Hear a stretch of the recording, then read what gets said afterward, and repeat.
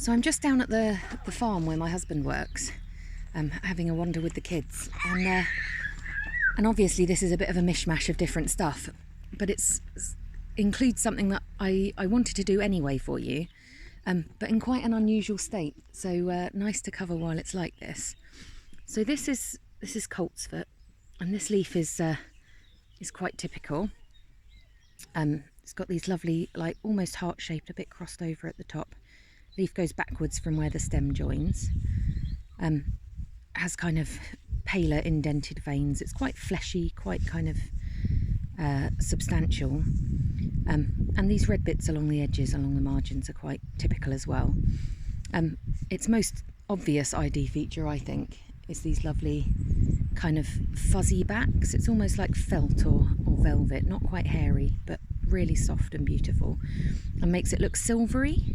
So if you turn it over, it's quite a nice identification feature. The reason that this is unusual is that alongside the leaves, we've got these flowers. I'll get one for you.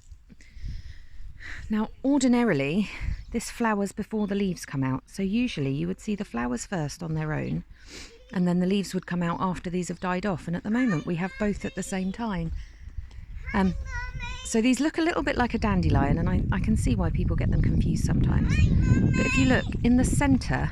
Hi, Mummy! Hi, sweetie! These are actually almost like little individual flowers that create the middle of the bigger flower, with these very thin petals that are more like a dandelion coming out from the centre. And if you look at the stem, unlike a dandelion, it's also quite kind of downy fuzzy, but it has these little, almost like leaflets. I can't think what they're called, but reminds me of asparagus almost. These little kind of almost adherent to the stem, but not.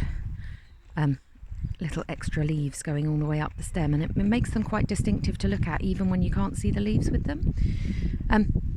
Now, Coltsfoot can be eaten. You can eat Coltsfoot greens just like any other greens. But historically it was used as a medicine, so for kind of chest infections and respiratory things, and also smoked as part of a kind of herbal tobacco replacement. So whilst I'm not suggesting that you do those things, it's quite interesting to know the background and the history of plants and what we've used them for, and the folklore that goes alongside them.